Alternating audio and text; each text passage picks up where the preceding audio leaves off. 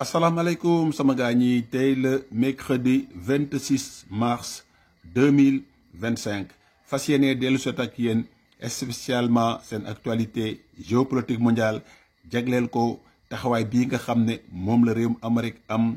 jëmale ko ci ñii nga xam ne ñoom ñooy allié classique di Union européenne di Canada di Mexique ak guerre commerciale yi nga xam ne mu ngi koy déclenché ak sàkkuteefam bii nga xam ne moom la am maanaam song Yémen song bi nga xam ne song bu métti la te wax naa leen ne mu ngi waajal song lii nga xam ne moom mooy réewum Iran ndaxte jamono jii mu ngi déplacé ay avions yi nga xam ne moom la ñuy wax ay bombardier furtive B2 yi nga xam ne dañuy am ay bombe yi nga xam ne ay bombe performant la mooy ay bombe sismique yi nga xam ne mën nañ bënd lépp li nga xam ne dafay jëm ci wàllum souterrain. léegi nag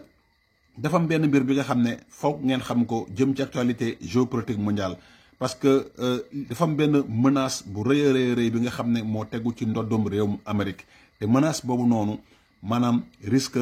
d'effondrement la mooy maanaam réewum Amérique su moytul fa nga xam ne foofu la Union soviétique jaaroon moom soo moytul foofu la nar a jaar te ñoom xam nañ ko bu baax a baax xam ngeen def naa benn vidéo yàggul dara ma leen di wax ne réewum Amérique le fait que muy jéem a nooyal doole mooy maanaam lii nga xam ne mooy am jamono ji mën nañ ko duppee comme une dévaluation du dollar parce que ñoom bëggatuñu benn yoon lii nga xam ne mooy seen koppar nekk koppar bi nga xam ne koppar bu am doole lay doon maanaam ñoom ñooy def exprès di néewal doole dollar bi mooy maanaam fexe ba dévaluer ko perteloo koy valeur am ndax ñu mën a génn ci jafe-jafe yi nga xam ne suñ tuutul saafara ñoom seen réew mooy wadd ci suuf. bi si njëkk mooy bor bi nga xam ne réewum Amérique am na ko mu nekk benn bor bi nga xam ne mu ngi toll si 34 000 milliards de dollars moom la réewum Amérique am comme bor bi nga xam ne war na ko fay. léegi nag ci jafe-jafe yi nga xam ne moom la nekk di dund dafa am ay mbir yi nga xam ne da caa tukkee parce que gis ngeen ne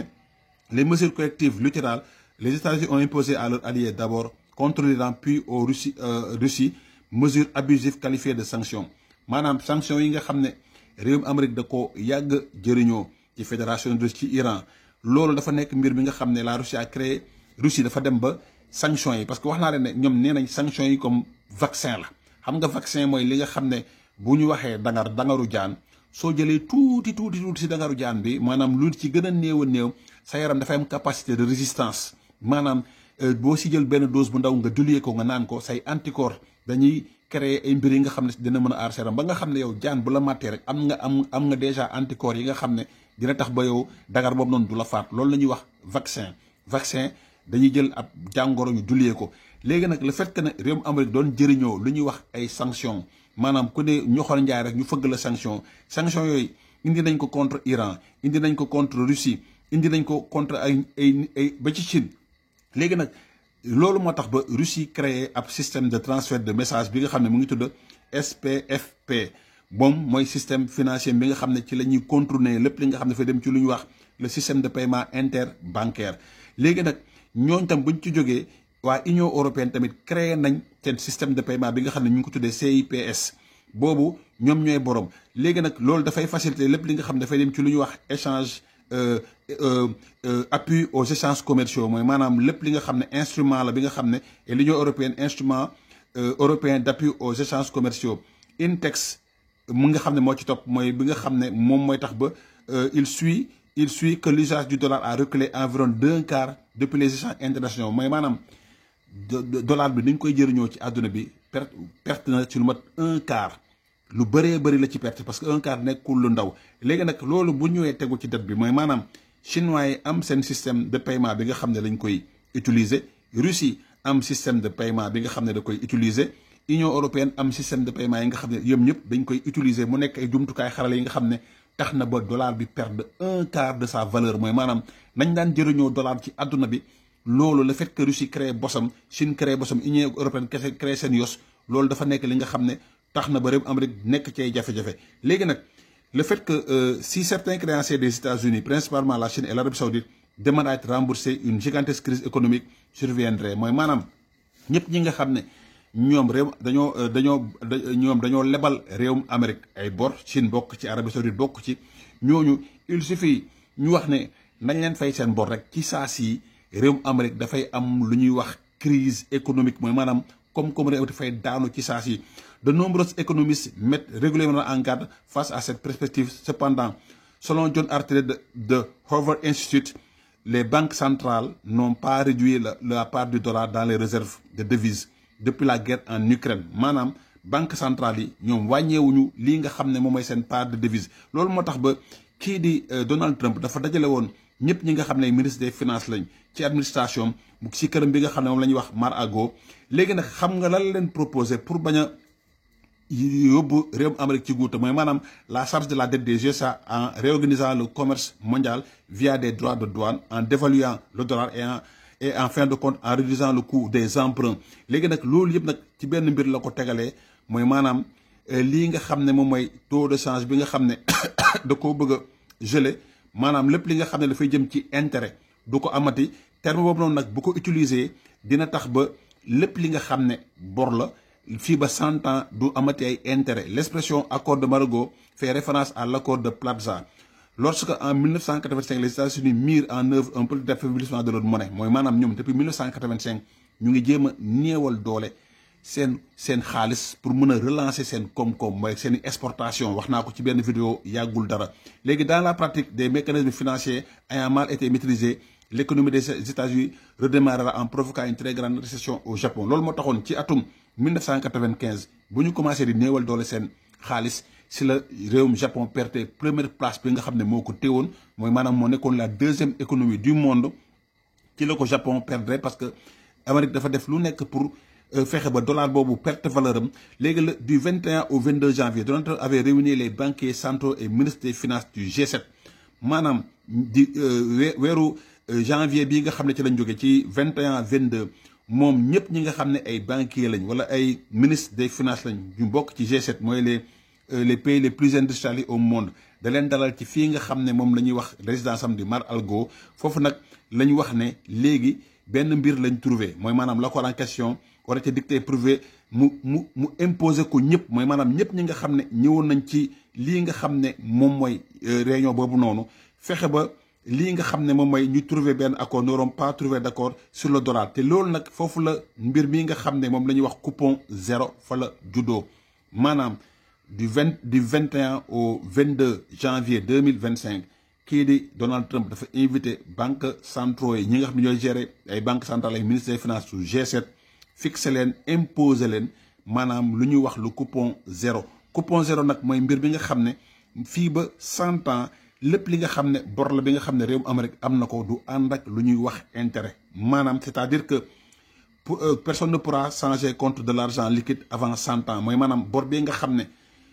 amal nañ ko réewum Amérique wala réewum Amérique amal na leen ko mënuñu ko weccoog xaalis liquide coupon lay doon. moo tax l'idée principale serait que le trésor de émettre des obligations d'État qui ne payent pas d'intérêt, ce que l'on appelle des coupons zéro. Coupon zéro mooy maanaam lii nga xam ne mooy bor bi fii ba ñaar fukk téeméeri at mooy 100 ans su ma juumul maanaam muntoo laajte lii nga xam ne moom mooy lu ñuy wax coupon liquide. loolu nag moo tax ba si nous actons de cette analyse nous pouvons réintégrer les diverses actions du président Trump en matière de droits de douane. loolu moo tax muy déclencher ay droits de douane partout amu ci xàjj ak seen fu nekk la koy xoolee te bu ñu xoolee lii nga xam ne moom moo indi woon effondrement bu URSS mooy Union soviétique ci jamonoy kii nga xam ne mooy Yuri Andropov Konstantin Chernov nekk Mikhail Gorbatchev bi nga xam ne ñoom ñoo tenté woon de gérer celui de l'empire soviétique avec Léonid Brejnev.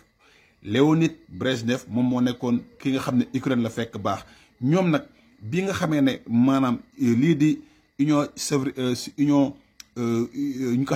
Union soviétique mu ngi waaj a daanu daanaka ñoom mënatuñu woon aar lépp li nga xam ne ay étalons ñu bokk ci lii nga xam ne mooy Union soviétique dañ leen waxoon ñu demal seen bopp jël seen bopp matal seen kaaraange ba tax na ci loolu la mur de Berlin daanoo ci loolu la Ukraine jëlee indépendance am ci loolu la Pologne juddoo ci loolu la ay réew yu bëri amalee lii nga xam ne moom mooy seen indépendance parce que lii nga xam ne moom mooy Union soviétique ak njiit bi di Mikhail Gorbatchev demoon na ba mënatul woon assurer da doon réduire les dépenses mooy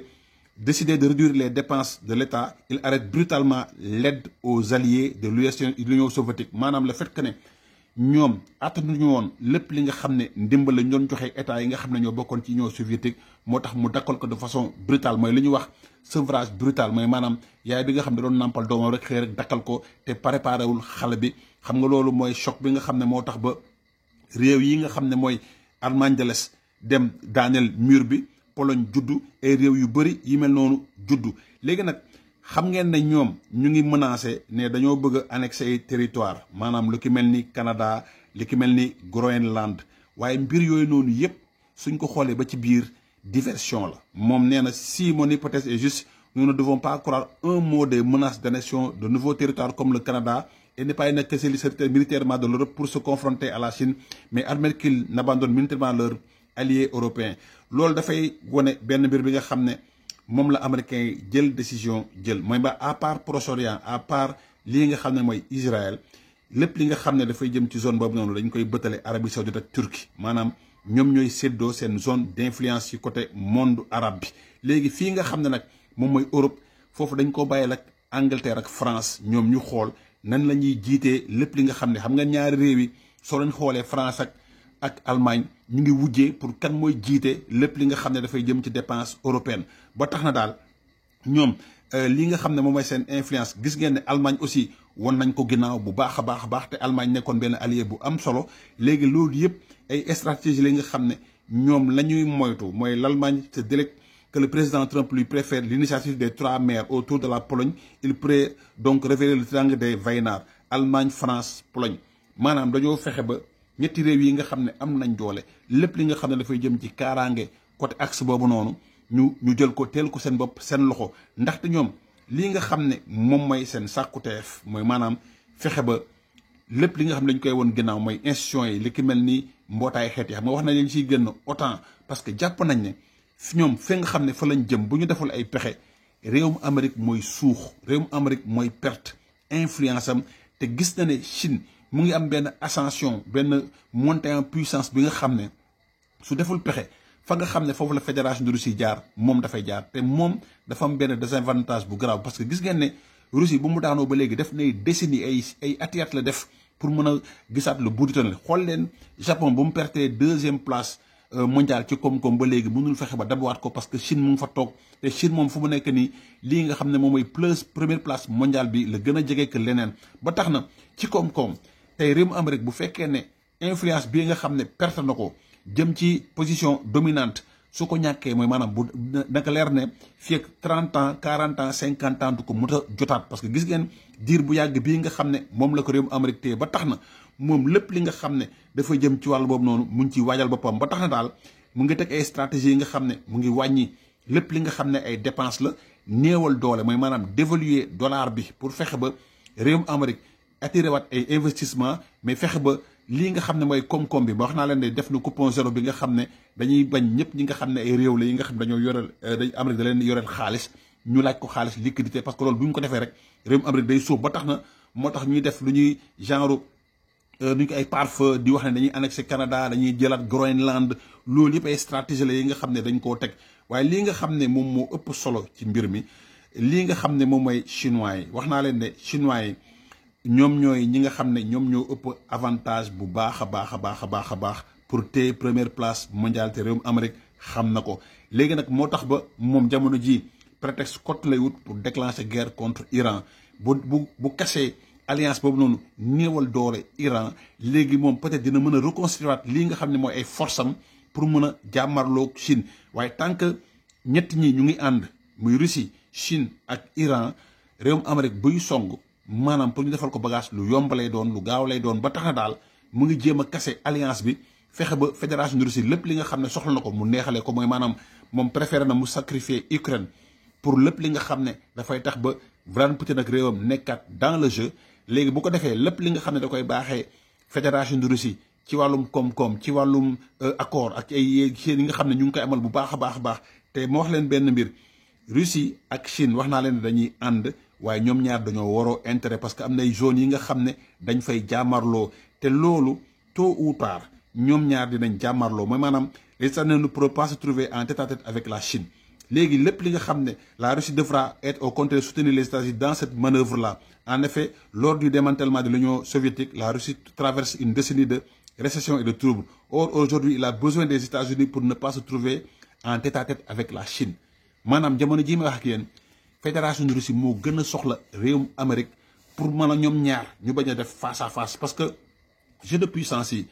bu fekkee ne réewum Amérique dafa perte hégémonie, Chine nekk lii nga xam ne moom mooy première puissance bi, c'est sûr que ne ñoom ñaar dañuy def face à face. Donc gis ngeen complexité bi nga xam ne moo nekk ci wàllum géopolitique mondiale. C'est vrai que nag explication yi dafay xaw a metti parce que faw ma téem mbir yi concentration bi nga xam da ciy war dafay xaw a metti te ko da ngay lire ci nasaraan di ko farañ fàcc ci wolof pour yéen ñi nga xam ne habitué ngeen di san mbir yi, moo tax ñu def ay efforts yu rëy pour di leen ko jéem a farañ fàccal nu mu gën a simple nu mu gën a yombee. Seen xarit la woon Léon Baltasar le Caméléon di leen ñaanal kenn du lu jàmm ak salaam.